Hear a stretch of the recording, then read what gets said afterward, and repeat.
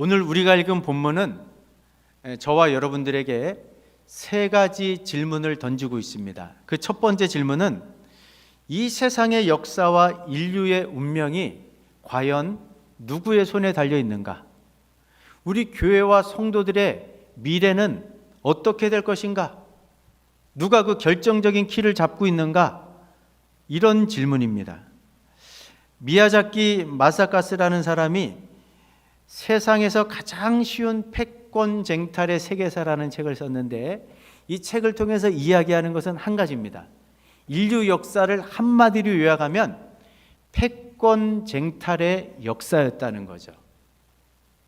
세계 어느 역사를 보더라도 이 세계의 주도권을 잡기 위해서 서로 견제하고 경쟁하면서 끊임없이 전쟁을 벌여왔던 것이 우리 인류입니다.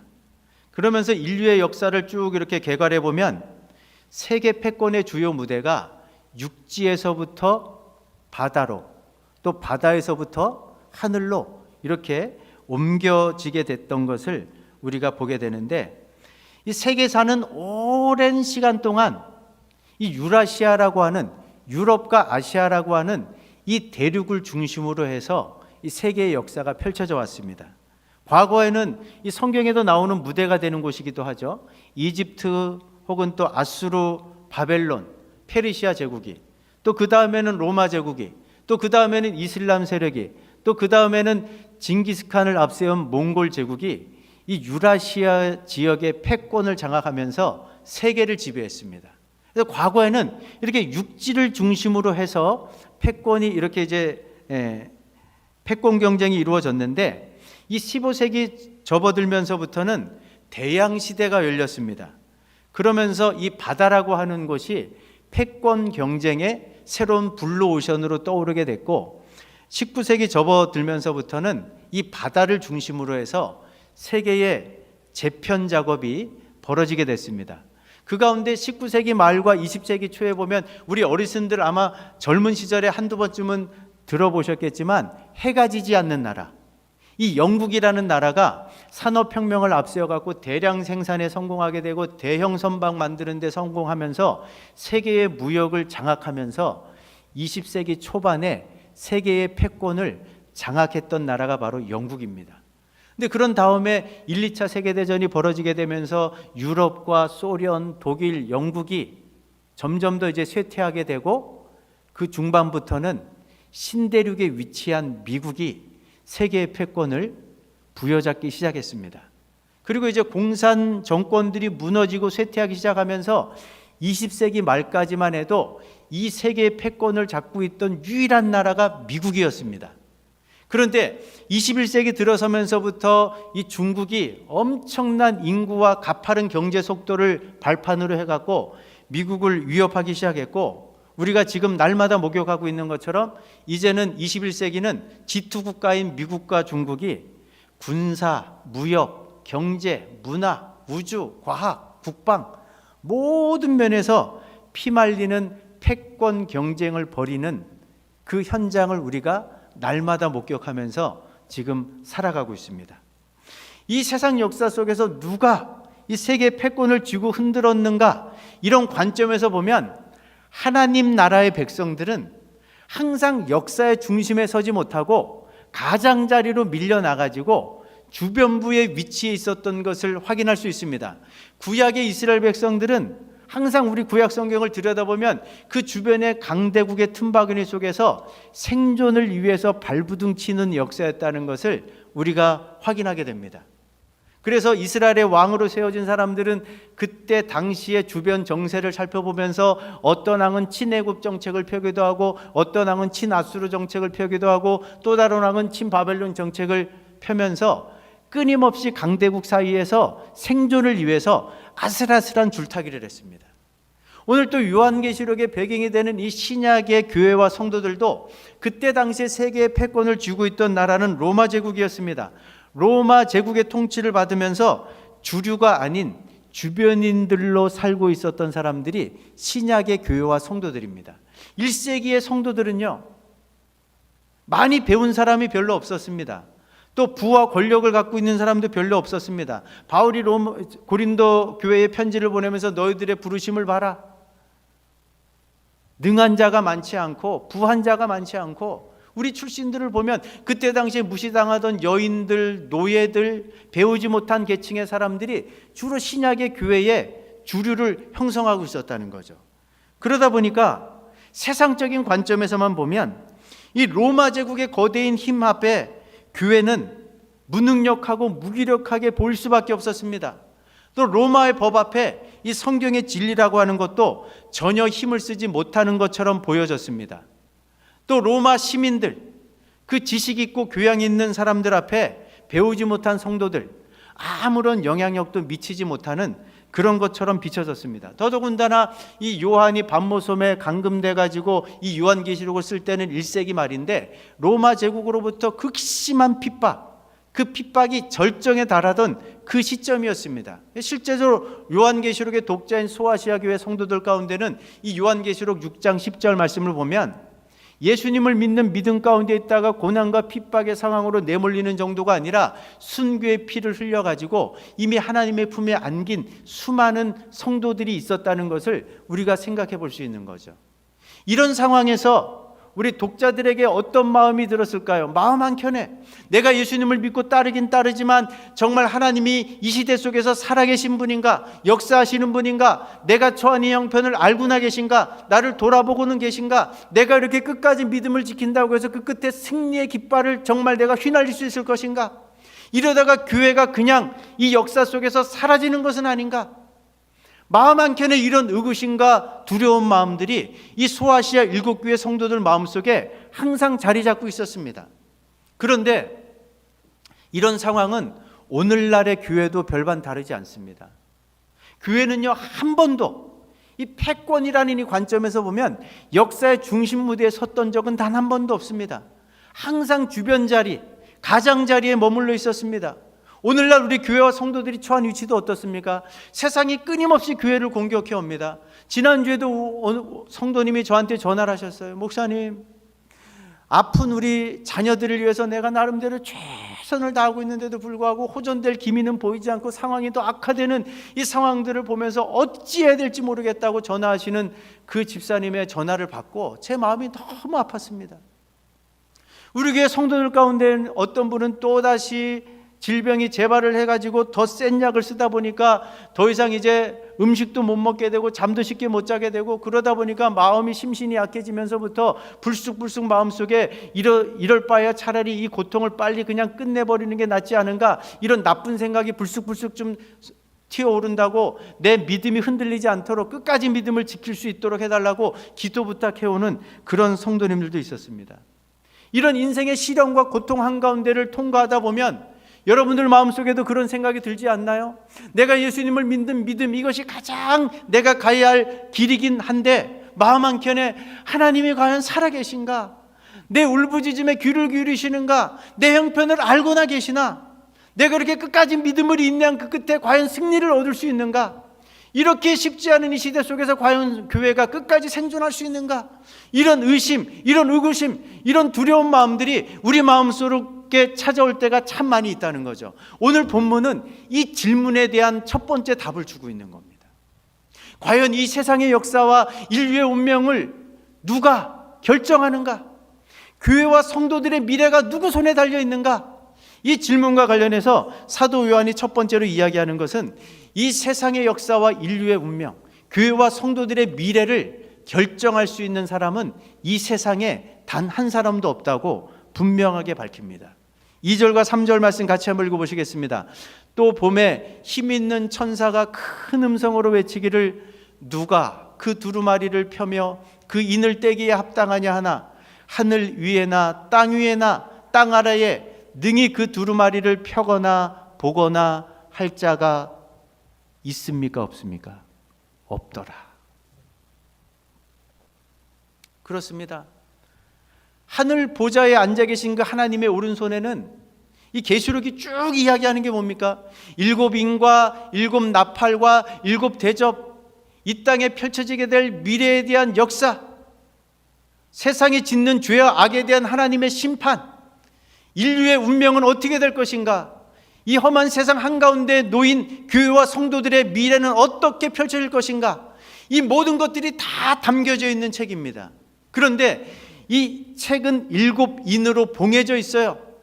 세상 그 어디를 둘러봐도, 하늘을 쳐다봐도, 땅을 내려다봐도, 땅 아래 바다를 내려봐도 이 봉해진 7인을 뗄 수 있는 사람, 그래서 그 두루마리의 책을 펴서 읽을 수 있는 자격을 갖춘 인생들이 이 땅에는 한 사람도 없는 거예요. 그럴 때 누가 과연 이 하나님의 오른손에 들려져 있는 이 두루마리를 펴서 읽을 자격이 있는가? 이 질문에 대해서 5절은 이렇게 우리에게 이야기하고 있습니다. 같이 한번 읽어보실까요? 장로 중에 한 사람이 내게 말하되 울지 말라. 유다 지파의 사자 다윗의 뿌리가 이겼으니 그 두루마리와 그 7인을 떼시리라 하더라. 요 유다 지파의 사자와 다윗의 뿌리는 구약의 선지자들이 예언한 장차 이 땅에 오실 메시아를 말하는 겁니다.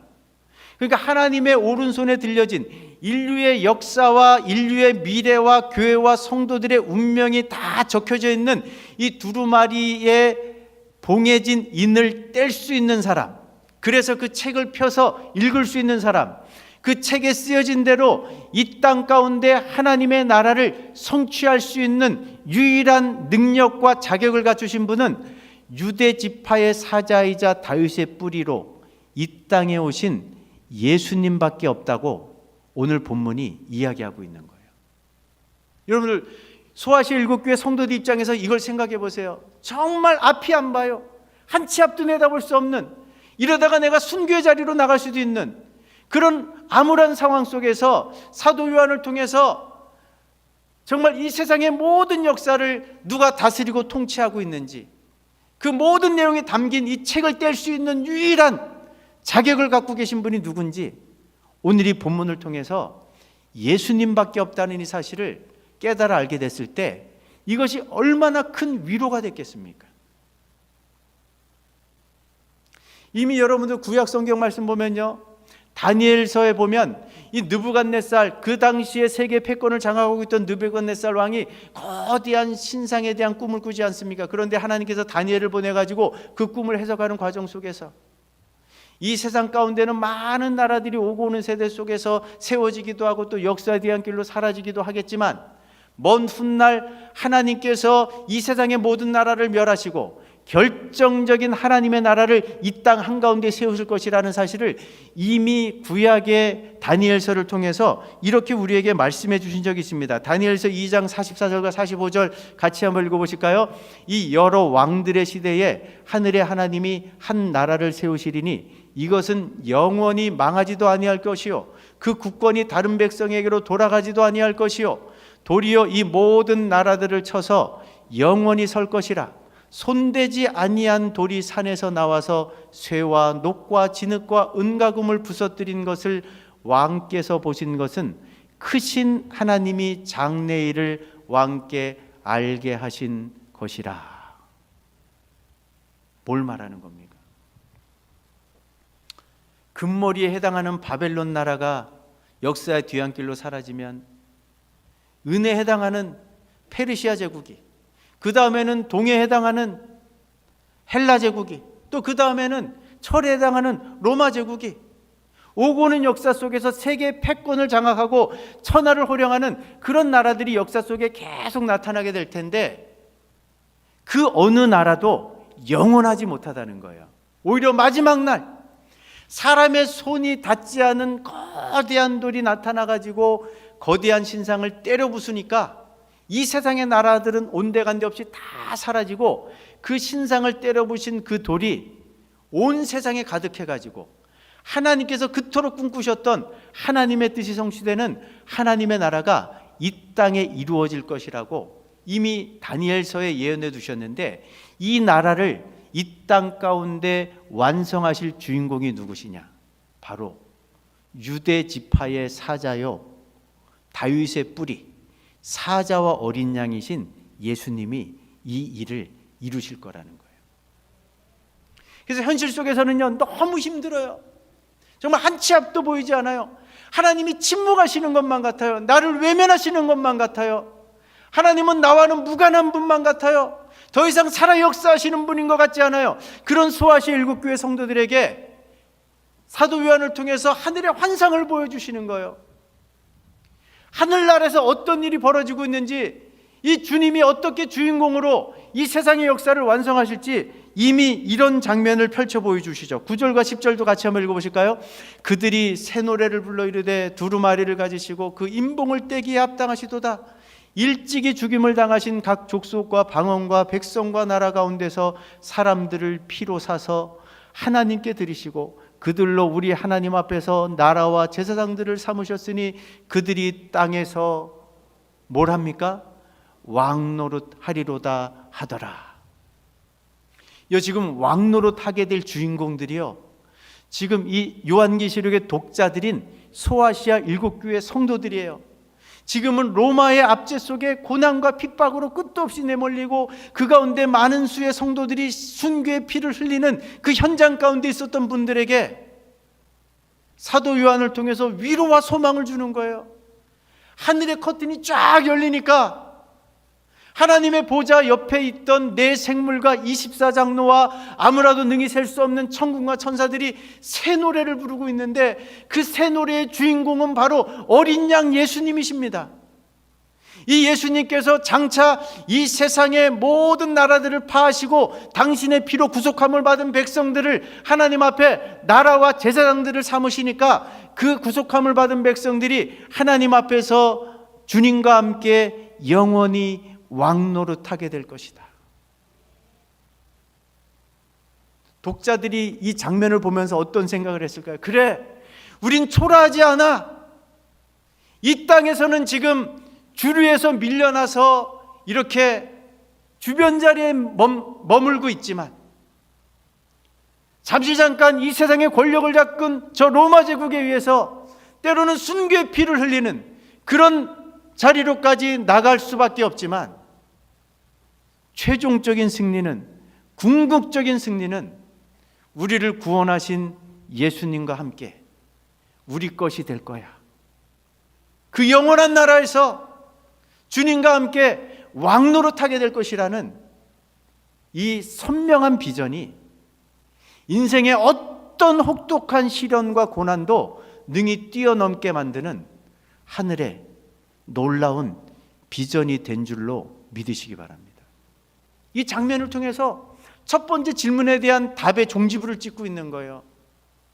이 세상의 역사, 인류의 운명, 교회와 성도들의 미래는 세상 그 누구의 손에 달려있는 게 아니고, 그 세상의 패권을 쥐고 있는 어떤 한 나라에 달려있는 것이 아니고, 오직 하늘의 하나님, 최종적으로 당신의 나라를 이 땅 한가운데 세우실 우리 주 예수 그리스도의 손에 달려있다는 것을 분명하게 말씀하고 있다는 것을 오늘 마음속에 꼭 기억하시면서, 이 그림이, 이 선명한 비전이 여러분들의 마음속에 심겨진다면 내 삶 가운데 찾아온 어떤 어려움도 이 말씀 붙잡고, 이 약속의 말씀 붙잡고 능히 이겨나갈 수 있는 줄로 믿습니다. 오늘 본문이 우리에게 두 번째 던지는 질문은 이겁니다. 그러면 이 세상의 역사와 인류의 운명, 교회와 성도들의 미래가 우리 주님의 손에 달려있다면 그 주님은 지금 이 세상 한가운데 속에서 어떤 일을 하고 계시는가? 우리 삶 가운데서 어떤 역사들을 만들어 가시는가? 이것이 본문이 던지는 두 번째 질문인데, 이 질문에 대해서도 오늘 본문은 침묵하지 않습니다. 첫 번째로요, 주님은요, 이 세상 역사, 우리 인생사에 깊숙이 개입하셔서 십자가의 피 묻은 복음을 통해서 지금도 일하고 계신 줄로 믿으시기 바랍니다. 우리 6절 상반절 말씀 같이 한번 읽어보실까요? 내가 또 보니 보좌와 네 생물과 장로들 사이에 한 어린 양이 서 있는데 일찍이 죽임을 당한 것 같더라. 우리 주님은요, 세상이 기대하는 방식의 그런 통치자가 아닙니다. 예수님이 이 땅에 오셨을 때도 많은 유대 무리들은요, 로마의 압제로부터 우리를 해방시켜줄 정치적인 메시아, 군사적인 메시아, 이 세상의 나라들을 다 무릎 꿇치고 유대 민족을 가장 높은 곳에 세우실 그런 영광의 메시아를 기다리고 있었습니다. 그런데 주님은 뭐라고 말씀하셨습니까? 인자가 이 땅에 온 것은 섬김을 받으려 온 것이 아니다. 도리어 섬기려 하고 하나밖에 없는 목숨까지 아낌없이 너희들을 위해 다 내어주기 위해서 이 땅에 왔다. 예수님의 다스림의 방식은요, 십자가의 방식이에요. 희생과 죽음과 섬김의 방식이에요. 세상은 이해할 수가 없는 거죠. 그러니까 예수님이 십자가에 달려 돌아가셨을 때 성난 폭도들, 유대 군중들이요, 저렇게 비참하게, 저렇게 초라하고 나약한 모습으로 죽는 저 예수가 무슨 하나님의 아들이고 메시아냐? 그러면서 얼마나 예수님을 모욕했는지 몰라요. 예수님께 침을 뱉고 예수님의 뺨따구를 후려갈기면서 너는 자칭 메시아라고 했지만 절대로 너는 하나님의 아들일 수 없다.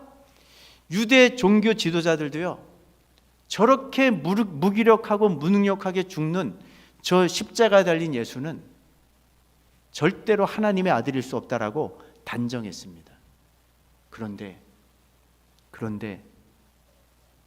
오늘 천군 천사들이 어린 양 예수님의 어떤 부분을 찬양합니까? 일찍 죽임을 당하신 어린 양 예수님, 하나밖에 없는 생명까지 우리를 위해 다 내어주신 그 주님을 찬양하고 있잖아요. 여러분들, 여전히 십자가의 피 묻은 복음은요, 세상 사람들이 볼 때는 어리석기 짝이 없는 겁니다. 미련해 보이는 거예요. 그러나 구원받은 저와 여러분들에게는 모든 믿는 자에게 구원을 주시는 유일한 능력이 이 십자가의 피 묻은 복음인 줄로 믿습니다. 이 복음의 역사가 얼마나 생생하게 나타나는지 아십니까? 저희 교회가 전적으로 후원하는 이 동아시아의 한 선교사님이 최근에 들어오셔갖고 몇 주 전에 만났는데, 그분이 관여하는 사역지는요, 아무도 들어갈 수 없는 나라예요. 그 나라에서 예수 믿는다는 것은 죽음을 의미하는 거예요. 그런데 이분이 4사람의 명단을 갖고 나오셨어요. 이 명단은 뭐냐? 그 죽음의 땅, 예수 믿는 것은 죽음을 의미하는 그 나라의 심장부에 세워진 4개 교회, 그 교회 성도들의 이름이 담긴 명단이었습니다. 아무도 이 코로나 상황 가운데 복음을 갖고 들어갈 수 없는 곳이에요. 전해질 수 없는 곳이에요. 예수 믿다가 발각되면 그 자리에서 죽는 그런 엄중한 상황 가운데 놓여있는 그 땅, 그곳에서도 우리 주님은 한시도 쉬지 않고 십자가의 피 묻은 복음을 통해서 여전히 생명과 구원의 역사를 만들어 가십니다. 여러분, 옛날에 명화 가운데 쉰들러 리스트 보신 적 있잖아요. 그 쉰들러가 나치의 그 만행 속에 그 죽어가는 유태인들을 한 명이라도 살려내가지고 또 살려내려고 하는 그런 리스트를 작성해갖고 많은 사람들을 살려내지 않았습니까? 근데 저는 이 선교사로부터 이 명단을 받아들면서, 야, 이게 쉰들러 리스트보다 더 엄청난 것이구나. 그러면서 역시 이 세상에 우리 주님이 십자가의 피 묻은 복음을 통해서 어떤 최악의 상황 속에서도 조금도 장애받지 않고 구애받지 않고 이렇게 피 묻은 복음을 힘있게 증거하고 계시는구나, 이 사실을 다시 한번 확신할 수 있었습니다. 이거는 나라들만을 위한 것도 아닙니다. 오늘 우리 인생 가운데도요, 이 십자가의 피 묻은 복음이 제대로 임하게 되면 그 가운데서 우리가 거듭나게 되고요, 우리가 죄인임을 고백하게 되고 예수님을 유일한 구원자로 모셔드리게 되고 그 주님을 내 일생의 주인으로 모시고 그 주님께 우리의 인생 모두를 드리는 그런 삶의 자리로 나가게 만드는 게 바로 이 복음의 역사 아닙니까? 그 증인들이 저와 여러분들 아닙니까? 여러분들, 다시 한 번 더 우리 주님이 지금도 우리 삶 속에서 이 십자가의 피 묻은 복음의 은혜와 능력을 가지고 일하고 계신다는 사실을 꼭 기억할 수 있는 이 시간 될 수 있기를 주의 이름으로 축복합니다. 주님이 이 세상 가운데 지금도 일하시는 두 번째 방법은요, 성령을 통해서입니다. 여러분들 6절 하반절 말씀 같이 한번 읽어보실까요? 그에게는 7뿔과 7눈이 있으니 이 눈들은 온 땅에 보내심을 받은 하나님의 7 영이더라. 사자와 어린 양이신 예수님에게 7뿔이 있습니다. 이건 상징적인 표현이에요. 7은 완전수입니다. 뿔은 힘과 능력을 말하는 거예요. 그러니까 사자와 어린 양이신 예수님에게는 완벽한 힘과 능력이 있다는 거예요. 예수님이 가지신 능력에는 한계가 없다는 겁니다. 제한될 게 없다는 거예요. 근데 그 주님에게는 7눈이 있습니다. 이 7눈은 모든 것을 다 바라볼 수 있습니다. 모든 것을 다 알 수 있는 눈이에요. 7눈은 바로 성령을 말하는 거예요. 사자와 어린 양이신 예수님이 지금도 이 땅 가운데 성령을 통해서 힘있게 일하시고 역사하고 계신다는 거예요. 어떻게 일하실까요? 여러분들, 성령님은요, 예수의 영입니다. 성령 하나님이 어떤 사람에게 임하면 그 사람에게 죽었던 영을 살려내는 거듭남의 역사를 통해서 자기가 거룩하신 하나님 앞에 얼마나 죽을 수밖에 없는 죄인임을 깨닫고 지은 죄를 통회하고 자복하는 자리로 나가게 만들고 자신의 죄를 대신하고 그 죄값을 대신 치르신 그 예수님, 그 예수님을 유일한 구원자로 믿게 만드는 예수의 영이 바로 성령 하나님이세요. 이 성령 하나님은 또 진리의 영입니다. 예수 믿는 사람들이 이 땅 가운데 살다 보면 때로는 여러 가지 유혹도 받을 수 있고 또 무엇이 하나님의 뜻인지 분별하지 못할 그때에도 성령 하나님이 성경 말씀을 통해서 진리의 말씀을 통해서 끊임없이 우리 마음 눈을 밝혀주셔갖고 하나님께서 기뻐하시고 원하시는 뜻이 무엇인지를 끊임없이 교훈하시고 잘못된 길로 갈 때는 책망하시고 잘못된 길에서 우리를 돌아설 수 있도록 바로잡아 주시고 결국에는 하나님께서 기뻐하시는 의의 길을 끝까지 걸어갈 수 있도록 만들어 주시는 분이 바로 우리 안에 계신 진리의 영이신 성령 하나님의 일하심이라는 사실을 잊지 마십시오. 이 성령 하나님은요, 또 성결과 거룩의 영입니다. 우리가 때때로 연약해갖고 죄에 걸려 넘어지고 죄로 오염되어 있을 그때에 끊임없이 우리 마음속에서 우리를 위해 간구하시고 탄식하시면서 정말 우리 한 사람 한 사람이 하나님의 형상을 닮아가지고 하나님이 거하실 만한 거룩한 처소가 될 수 있도록 날마다 하나님의 거룩한 성전으로 지어져가는 이 일을 행하시는 분이 바로 우리 안에 역사하시는 성령 하나님이십니다. 이 성령 하나님이요, 또 전도와 선교의 영이에요. 정말 이 성령 하나님께서 우리에게 충만한 은혜를 부어주시면 십자가의 사랑이 막 흘러넘치는 거예요. 십자가의 사랑이 우리 마음속에 흘러넘치게 되면 우리 주변을 둘러보면서 그게 안 믿는 가족일 수도 있고 친족일 수도 있고 지인일 수도 있고 친구일 수도 있는데 안 믿는 영혼들을 향한 그 애끓는 심정을 가지고 그들에게 주의 사랑, 십자가 피우는 복음을 전할 수 있는 믿음도 주시고 용기도 주시고 지혜도 주시면서 많은 잃어버린 영혼들을 주께 돌아오게 하는 전도와 선교의 영으로 오늘도 우리 삶 가운데 일하시고 역사하시는 분이 성령 하나님이시라는 거죠. 우리 주님은 성령님을 통해서 이런 일들을 행하십니다.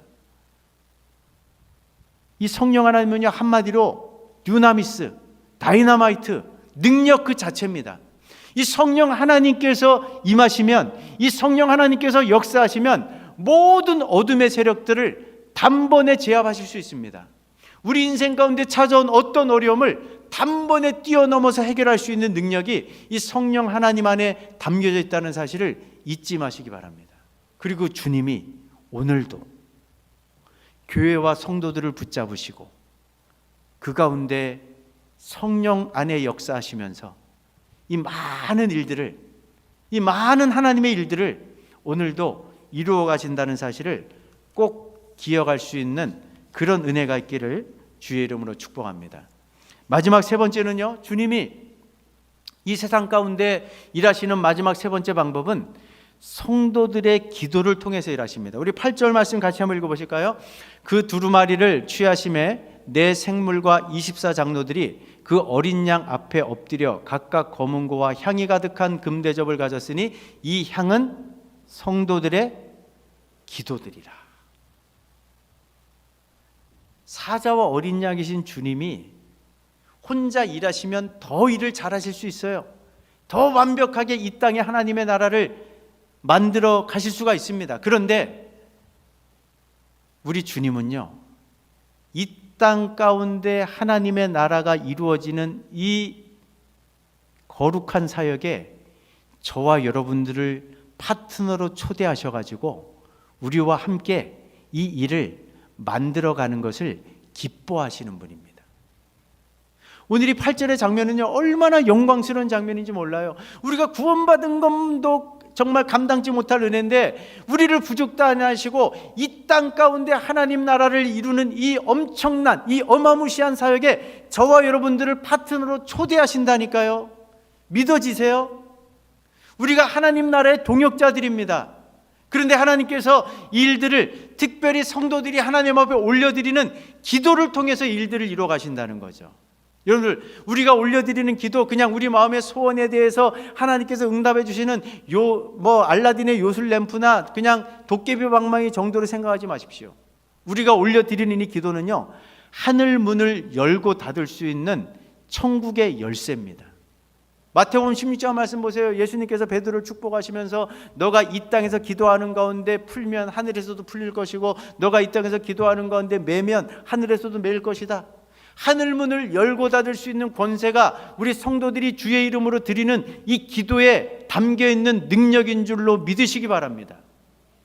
오늘도 우리 주님은요, 우리 성도들이 올려드리는 이 기도를 통해서 수많은 인생의 난관들을 뛰어넘게 하시고 우리 삶 가운데 펼쳐진 수많은 문제들을 해결하게 하시고 그 가운데 하나님의 선명한 뜻들이 드러나게 하시고 홀로 영광을 받으시는 그 하나님의 놀라운 이름들을 찬송하게 하시는 분이 바로 우리 주님이십니다. 오늘 저희 교회가 속해 있는 이 수원 노회에 많은 미래 자립교회들이 있습니다. 미자립 교회들이 한 56개 정도가 있는데 이 56개 교회 정도 교회들을 대상으로 해갖고 이 노회가 지금 하고 있는 운동이 1, 2, 3, 4 운동이에요. 1, 2, 3, 4 운동은 뭐냐면 하루에 1시간 운동하고 2시간 기도하고 3시간 성경 읽고 독서하고 하루에 4명은 꼭 사람을 만나서 전도하기로 동의하는 분들만 이 운동에 참여해가지고 2021년도 이 코로나 엄중한 상황 속에서도 3기가 출범해가지고 16교회가 참여했는데 지난주에 결산하는 모임이 있었습니다. 매달 보고를 받지만 매달 보고한 것들을 결산을 해보니까 여러분들, 이 저희 교회 같이 규모가 갖춰진 교회는 가만히 있어도 성도들이 찾아옵니다. 개척교회를 자기 발로 찾아가는 성도들은 거의 없습니다, 요즘 시대에. 그런데 어떤 은혜가 있었냐면요, 올해 개척된 교회예요. 소망을 노래하는 교회. 그 교회가 올 한 해 동안 방문한 교인들이 120명이고 그 중에서 36명이 등록을 하고 정착을 했습니다. 올해 개척된 교회에. 지금 그래서 출석하는 성도들이 50명이 넘어요. 뿐만 아니라 또 다른 빛과 소금의 교회라는 교회는요, 56명이 방문을 해가지고 올해만 25명이 등록해서 정착을 했습니다. 자립한 교회지만 1, 2, 3, 4 운동 취지가 너무 좋다고 이 운동에 뛰어든 이 로뎀 교회, 우리 장안시찰 요 가까운 데 있는 교회는요, 30명이 방문하고 16명이 등록하고 정착을 했어요. 어떤 교회는 8명이 등록하고 어떤 교회는 7명이 등록하고.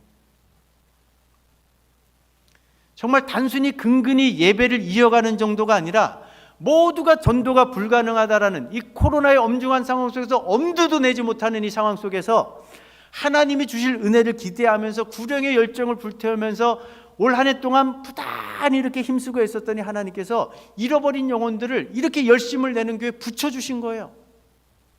이 가장 많이 36명이 정착하고 등록한 이 교회, 올해 개척된 이 교회는, 이 목사님은 우리 창운대교회 청년부 출신이에요. 2주 후에 수요일날 우리 교회 간증으로 오실 겁니다. 근데 이분이 이런 얘기를 하는 장면이 있어요.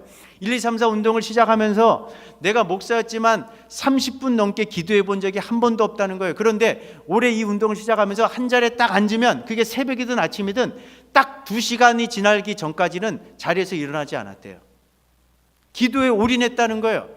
2시간씩 기도하고 기도하다 보니까 하나님께서 복음에 대한 열정, 십자가의 사랑에 대한 은혜를 막 물붓듯 부어주시고, 그런 어떤 사랑, 흘러넘치는 사랑을 가지고 뭐 마스크를 들고 전도하기도 하고 물병을 들고 전도하기도 하고 많은 사람들을 만나서 주의 사랑을 외쳤더니, 하나님께서 그냥 불쌍한 영혼들, 또 굶주린 영혼들, 또 안타까운 영혼들을 막 생각지도 못하게 막 여기저기 있던 사람들을 보내주시고 해가지고 날마다 새 가족들이 찾아오고 날마다 새 가족들이 정착을 하는 이런 은혜의 역사를 목도하면서 지금 한 주 한 주를 지나가고 있다라고 이야기를 하시더라고요. 여러분들, 인생에 어떤 어려움이 있으십니까? 어떤 고난이 있으십니까? 정말 올 한 해를 마무리하고 새해를 준비하시면서 한번 기도하는 일에 결단을 한번 해보십시오. 내가 1, 20분 기도하는 정도가 아니라 정말 영적으로 쇼부를 볼 때까지, 내 인생의 문제에 대한 선명한 하나님의 응답이 주어질 때까지 내가 때로는 금식하면서 한 자리에 앉으면 뿌리를 뽑는 심정으로 1시간이고 2시간이고 한번 기도해 보겠다. 그렇게 결단하시면요, 그 기도하는 자리에서 하나님이 하늘문을 열어주실 줄로 믿습니다.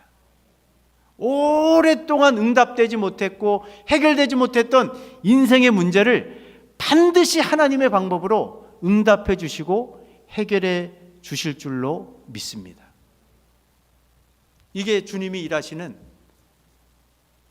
아주 중요한 방법입니다. 마지막 세 번째 질문은 이겁니다. 그렇다면 주님이 오늘도 복음과 성령과 기도를 통해서 이렇게 일하신다면, 우리 주님이 이렇게 위대한 분이라면 우리가 그분께 어떤 반응을 보여야 되겠는가? 우리 마지막 13절 읽고 말씀 정리합니다. 같이 한번 읽어보십니다. 내가 또 들으니 하늘 위에와 땅 위에와 땅 아래와 바다 위에와 또 그 가운데 모든 피조물이 이르되 보좌에 앉으신 이와 어린 양에게 찬송과 존귀와 영광과 권능을 세세토록 돌릴지어다 하니라. 여러분들, 한 번 한 번 예배를 드리시면서 어떤 마음을 갖고 예배를 찾으십니까? 예배에 대한 사모함이 있으십니까? 예배에 대한 절박함이 있으십니까? 우리의 예배를 받으시는 분이 이렇게 위대하시고 이렇게 찬양과 경배를 받기에 합당하신 분이라는 그 분명한 확신, 그 분명한 깨달음을 갖고 예배하면요, 예배를 통해서 샘과 능력을 덧입게 되는 겁니다. 내 인생 가운데 펼쳐질 모든 그 펼쳐져 있는 문제들을 능히 헤쳐나갈 수 있는 능력을 덧입고 예배의 자리를 나설 수 있는 거예요. 예배에 성공한 성도는요, 인생에서도 성공할 수밖에 없고 삶에서도 성공할 수밖에 없는 줄로 믿습니다. 말씀을 맺습니다. 이 세상의 역사를 누가 결정하시는지, 우리 교회와 성도들의 미래를, 운명을 누가 결정하시는지, 그 결정권은 우리 주님에게밖에 없습니다. 그 주님이 지금도 복음과 성령과 기도를 통해서 우리 인생 가운데, 우리 삶 가운데 일하고 역사하고 계십니다. 이 은혜를 흠모하면서 정말 여러분들이 오늘이 사도 요한이 보내는 이 편지의 주인공들이 되셔서 이 풍성한 은혜를 다 받아 누릴 수 있는 그런 은혜가 있기를 다시 한 번 더 주의 이름으로 축복합니다.